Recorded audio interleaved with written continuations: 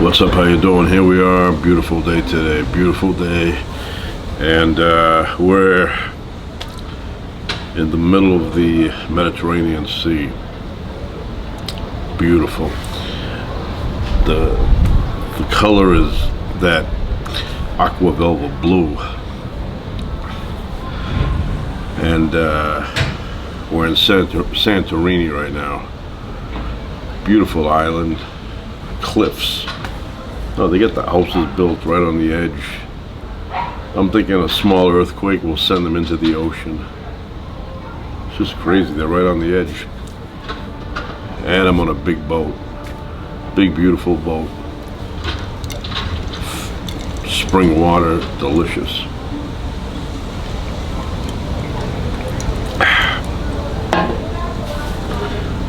So we took a tour today. Well, not a tour. We rented a car and gave ourselves a tour. Went around the island. Beautiful island, narrow roads, very narrow. Ate some good food, and now I'm back on the boat. We leave in a couple of hours.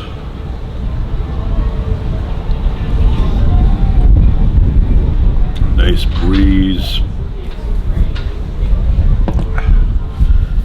Remember, I used to watch that show, The Love Boat. This is nothing like The Love Boat.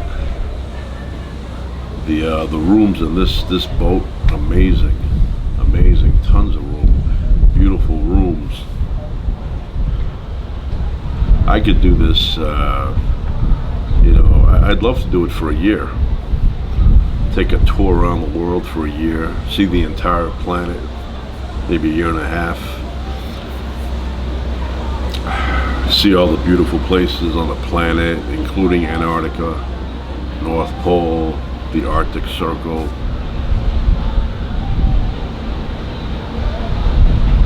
See Norway, Sweden, Finland, beautiful.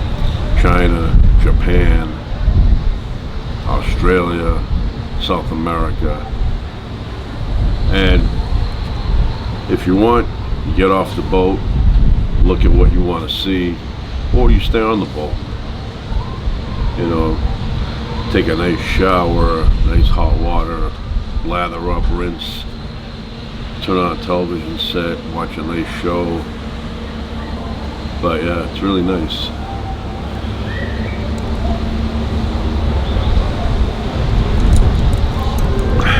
I'm a big fan of The Love Boat. When I was a kid, I'd watch The Love Boat and dream about taking a cruise somewhere. And last year was my first cruise. I went to Alaska. That was amazing. Amazing trip, beautiful state. And this year we're doing a little bit of a tour of the islands in the Mediterranean.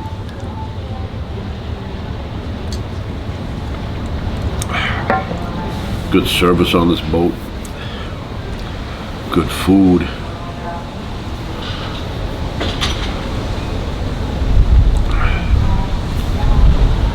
Such a relaxing scene. Just looking around here, beautiful. The other night I was up. It was like 2 o'clock in the morning. I was out here. Had my binoculars. I was looking around. And over that way, which would have been west, in the distance, I would say, I don't know, a few hundred yards, it looked to me like a runway of lights, red lights, on this side, and there were several, of these red, I don't know what it was. It was like red lights, like the kind you see on a runway at the airport.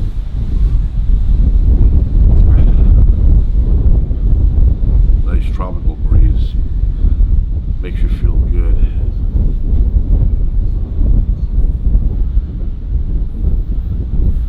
But anyway, I couldn't figure out what it was, and it was something that was following us because it was with us for about an hour and a half.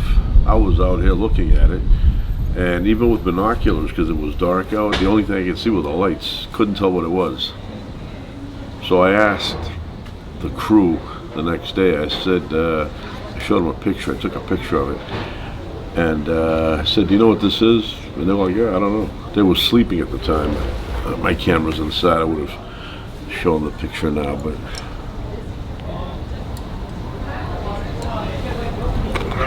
that was weird. Like, picture a runway at the airport, or picture a road, and red lights every 20 yards. Red light, red light, red light, dozens of them. And at first I thought it was maybe like an island with a runway on it, but we kept going, and for an hour and a half it was right next to us. Like, literally, I would look out, it was same speed we were going.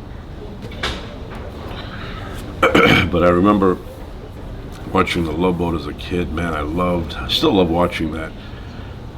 Apparently, everybody who had an issue in life would take that cruise and solve it by the end of that cruise. There's always issues. And when we come on, a cruise, we don't have issues to talk about. We just enjoy the cruise. We don't sit there trying to solve things. But yeah, that was the show back then, and I used to watch. I go, that's a fun thing to do. Take a cruise somewhere, and it actually is. It's more fun than you actually think. Actually, like it's like the hotel follows you everywhere you go. So convenient. And at nighttime, it's oh my God, it's a little bit creepy at night because I don't know, it's very dark. You can only see the water maybe, I don't know, 100 feet or so. Beyond that, it becomes like this dark emptiness. And the sky is just, I don't know, lit up with little stars. Last night, the moon was crazy. It looked like it was bright red, and Mars was right next to it, and it was low on the horizon.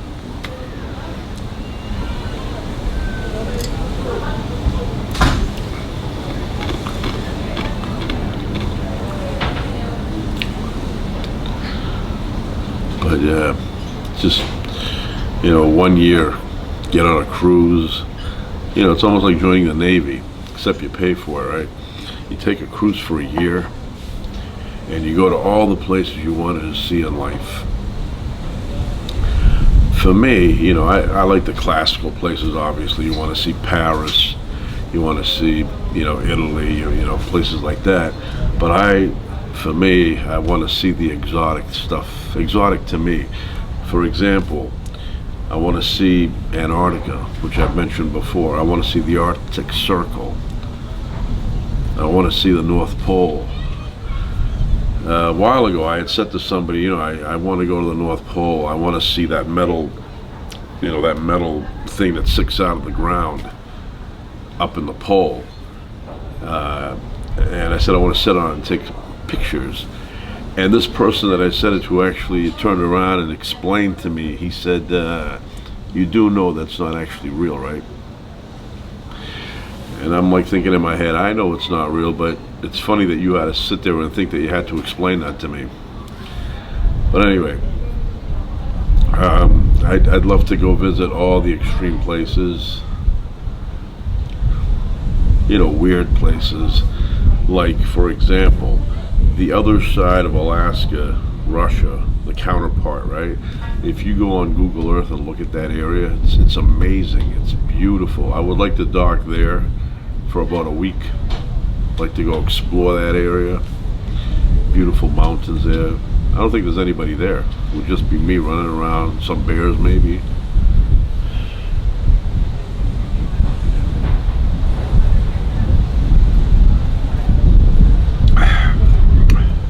And then continue on, visit Vietnam, visit, Philippines there. That's what Muhammad Ali fought. Joe Frazier, the Thriller in Manila. Those were big fights back then.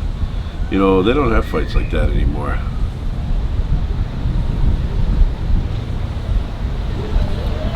Thriller in Manila. That was huge. I remember as a kid I watched that with my father. My father was a big Muhammad Ali fan. His favorite fighter, Muhammad Ali. He liked the style. You know, he liked the fact that he was like a technician when he fought. He didn't like fighters that swarmed. You know, I mean, I like those kind of fighters. Rocky Marciano swarmed you. Mike Tyson. You know, I like that. You know, the overwhelming punches going at you from different angles. But my father was more like, he liked the clean fight. You know, no swarming. And Muhammad Ali, when he would fight, my father would call up the neighbor. Had a neighbor, George, lived up the street. And my father would call up, he'd say, Ali's fighting tonight. And back then it was free. Wide world of sports. As long as you had a television set, you could watch the fight. Commercials paid for it. And I loved watching, you know, I'm a fan of Ali too. He's not, you know, the style that, he has a style more the personality would bring you in to watch. And he was a great fighter. They stole 3 years of his prime. He would have been a better fighter. But I'm more of the Mike Tyson style fighting. You know, I mean, Mike Tyson was amazing in his prime. In his prime, the punches would come from all kind of angles. Didn't matter how big you were. You could have had 6 inches on him. He would knock you out. And then he had, you know, he had personal problems. They affected him psychologically, and kind of lost his edge, especially after the Buster Douglas. Buster Douglas. Who would have thought Buster Douglas would beat Mike Tyson? I saw Buster Douglas look like the Michelin Man come in there, and I go, Tyson's gonna knock him out. And amazingly, Buster Douglas won that fight. I know there was a long count in there. If you watch it and you count, when Mike Tyson knocked him down, there's a long count. You know, and so if the referee counted the way he should have, Buster Douglas would have been knocked out. But the argument to that is that Buster Douglas was listening to the count, and he was taking his time to get up, you know, using every second to recover. Now, if the referee was counting faster, Buster Douglas would have gotten up faster. Because when you look at him, he's not really out. So I know that the count was long, but I also know that if the referee counted normally, that Buster Douglas would have gotten up. And so, you know, you can play that both ways. Tyson says that, yeah, it was a long count. That's true. But I believe that if he was counting normal, like 1, 2, 3, right? Buster Douglas would have been, okay, I got to get up now. And he would have gotten up. But I remember watching that fight. It was in Tokyo, and I was surprised. I was looking at it, I go, I can't believe that just happened. And it was huge news. Huge.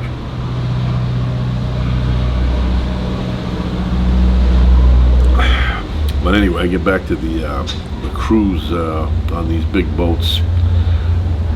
It's incredible. I mean, you know, the ultimate thing is this it's like a city in the water or on the water. And you know what really, you know, is hard for me to comprehend? You have the ship made out of steel, okay? Now we understand how that works, where steel, you know, floats, right? Something made out of steel floats. But what I don't understand is how it floats so high. Now, when you go down below, because I just came on board, right? I was in Santorini, the other boat, because we're in the middle of the ocean right now. So we had to take a boat ride from the island to come out here. They open up the side door, and the side door is right at the bottom of the body of the boat. To me, when you look at the boat, it looks like it's that much underwater, and then you have the door opens up, and the boat's just floating. Now, I always thought the boat had to be, you know, halfway under. But it's not. Like right now, when you look at it, that big, I don't know what it's called. I'm not a boat guy. You know, I'm not a mechanic for boats or something. But that front thing, it looks like a big round, you know, on the front of the boat. You can actually see that right now. and there's not much more of the boat under the water. So I don't understand how this big massive thing stays up that high. You know, most of it is above water right now. So picture the first guy that said, I can make a boat out of iron or steel and I can make it float. And they probably all laughed at him. Maybe they burned him at the stake. They probably said, that's so ridiculous. That goes against everything. We're gonna burn you at the stake. Because in those days, if they disagreed with you, they didn't argue with you. They just said, just burn them. Burn them at the stake right now. We don't have time for this foolishness.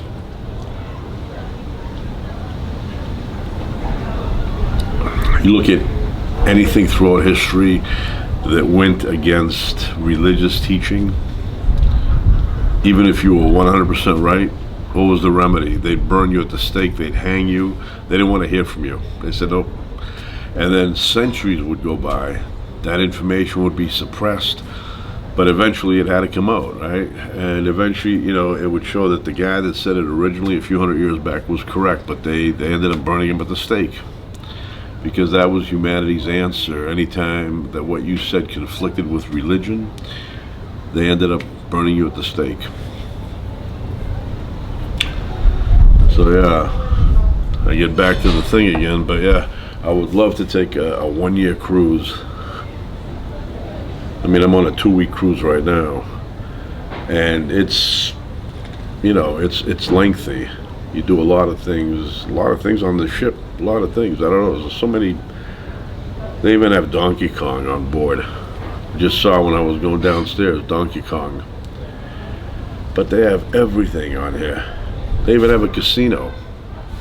I don't gamble, but there's a casino down there, and the machines look brand new. They're all like vivid, you know, bright colors, and they almost look like candy. So that's it. We're probably gonna relax tonight. We may order in room service. We're a little tired, you know. Yesterday we ate out on the ship, and it was delicious. Seafood, ironically enough, on a ship. And the night before that we had steaks, amazing steaks. Japanese chef guy, he cooked it on this flat, hot surface. It was so delicious. I looked at it, he cut it up for me in nice cubes, the steak, almost like he fed me. And I go, I don't know if that's enough. I don't know if that's enough. And then I ate it, and I needed a crane to bring me up to the room. I was stuffed.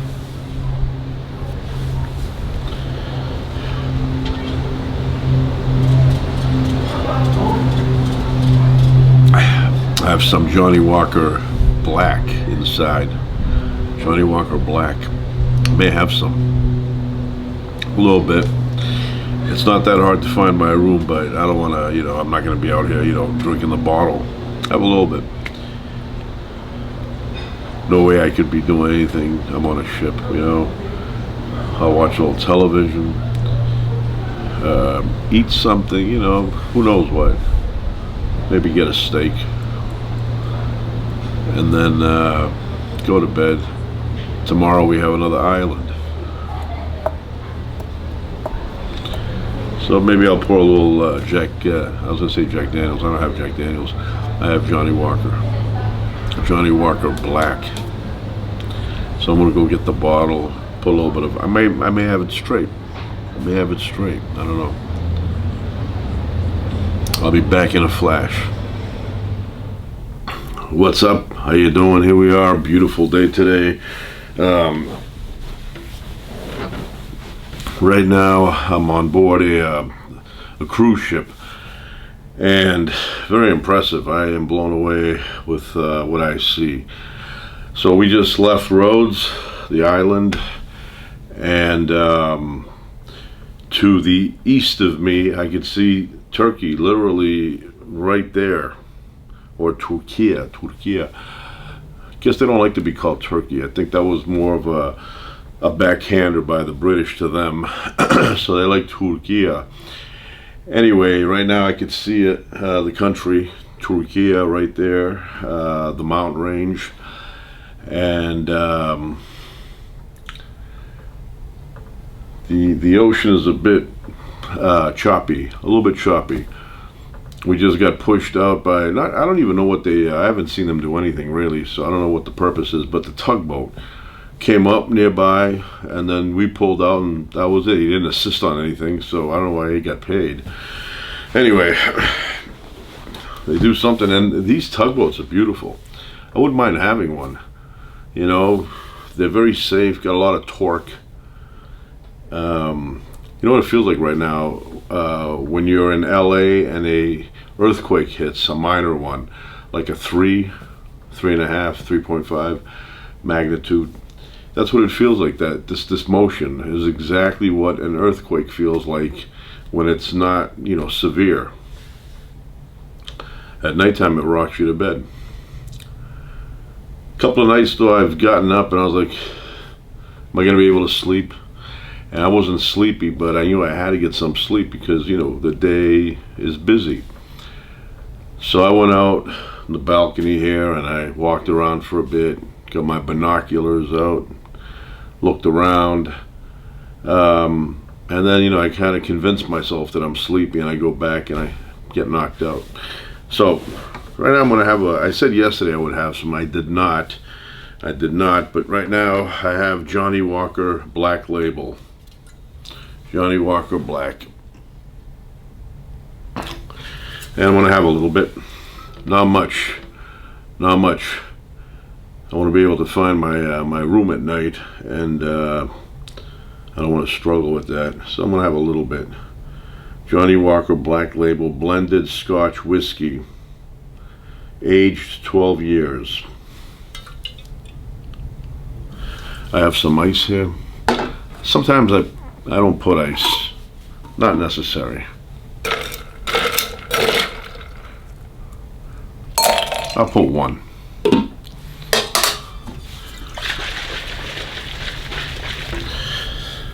People say, why do you shake it? I don't know.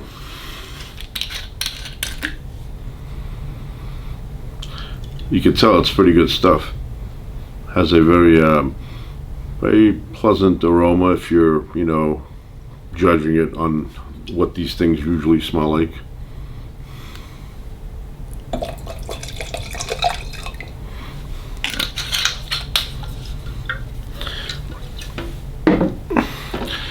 So I love sitting here at night. Have a big TV over there, but I enjoy the ocean life at night. I always wanted to take, they don't have these, but I always wanted to get on a boat and go to Catalina Island at midnight. They have boats that go there, just not at midnight.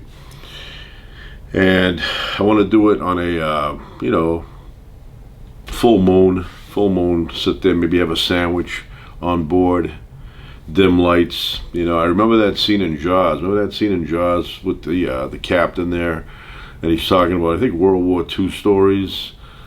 And was it Rob Schneider?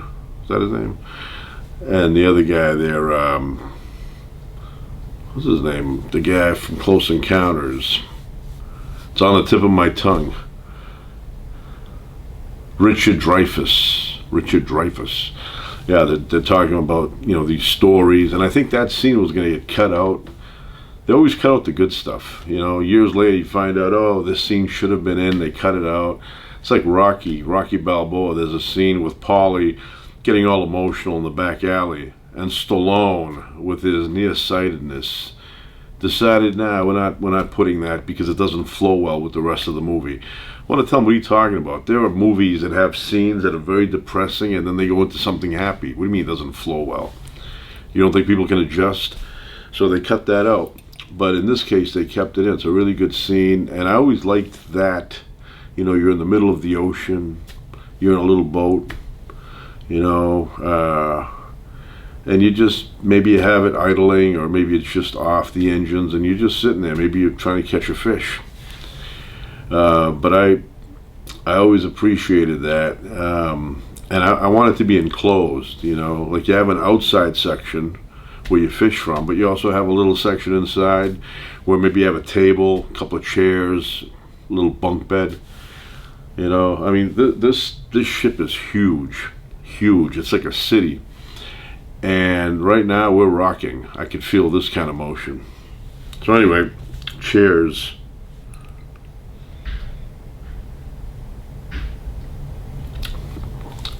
Not bad, not bad. I believe all of these have an acquired taste to them. I don't think you pick one up, you know, like when you're younger and taste it and right off the bat you think it's awesome. I think you develop that, you know, and even sometimes now I may have one and I go, that wasn't that good. But in moderation, with the heavy stuff, it has to be in moderation. You don't want to walk the plank by accident. So we're gonna go and eat. We have reservations. That's coming up shortly. So we had a good time today. We were on the island of Rhodes. We rented a car, and we you know, it used to be in Europe that 95% of all cars were manual, standard, you know, stick shift. Now, most of them that I look at, you know, they're automatic. I'm like, what happened? What happened? So we asked the rental company, can you give us a standard manual? And today we got one. And I enjoy, you know, every once in a while driving a standard transmission, manual transmission. Just something about it. But, you know, it's one of those things that if you constantly drive it, it's like, you know, second nature. But if you have a long time where you haven't driven one, you're a little bit, you know, not rough, but you're not as smooth as you should be. But, you know, immediately you become okay with it again. So we went all over the place today, up and down, side to side. Got some souvenirs. I bought some leather belts made on the island. And I get the same belt. I mean, the same thickness, same leather quality and all that in Arizona. And in Arizona, it's over $100. $100 for a belt. And it's really good. You know, my favorite place is in Williams. They have nice belts. But there's another town further down in Arizona where they make nice belts there too. So I ended up getting 3 belts today because the price was cheap. 20 euro per belt. Very, very inexpensive. And I wanted to tell her, you know, you should jack up your prices a little bit. They're kind of low. But I go, that's probably normal here, that price. Maybe it was a little bit high for them too. So anyway, it's not bad. Not bad. The ice melted, so it's kind of warm.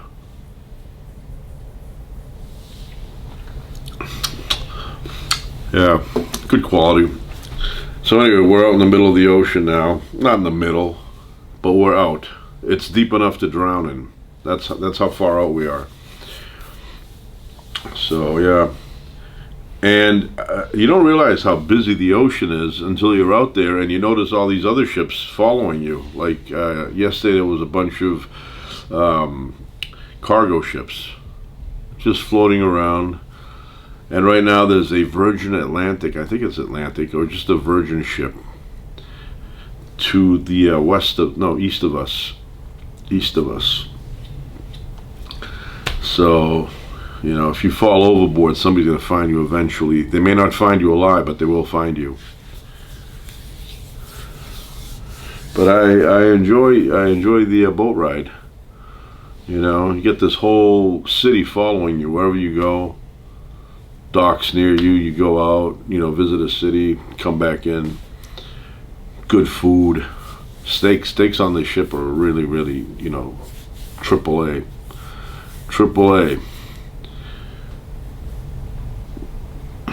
But now it's wobble, you know, like I feel it. I'm doing this. Usually you don't feel it at all. But, you know, it's a little bit choppy out there. I'd like to go to Antarctica and see how choppy it is down there.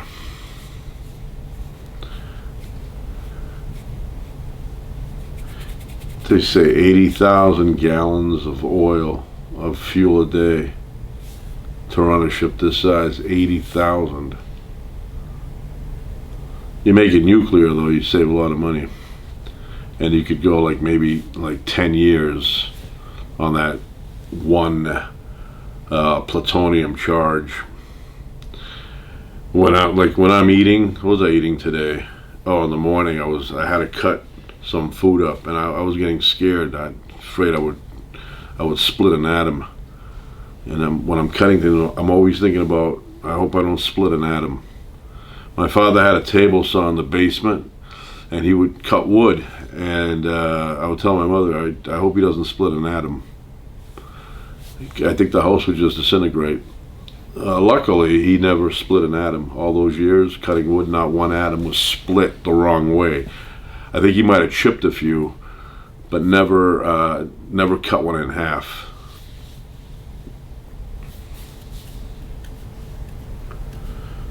So yeah, today was nice. And this island looked more like a town in, the middle of a country. Didn't look like an island. I guess it's a little bit bigger than usual in this area, so there was a lot more things to look at. All right. Anyway, I'm getting an email here advising me to start getting ready for dinner, like I'm 5. Before I got married, I knew when to get ready for dinner by myself. I could do it by myself. Now, my bride informs me when to start getting ready and what to wear. It's like a lot of times now I've been trained over the years to ask her, is this okay to wear? Because no longer do I have the capacity to figure it out when we go somewhere for dinner. I have to ask my bride, is this okay? So anyway, right now she's informing me to start getting ready. So that's it for now. Ciao.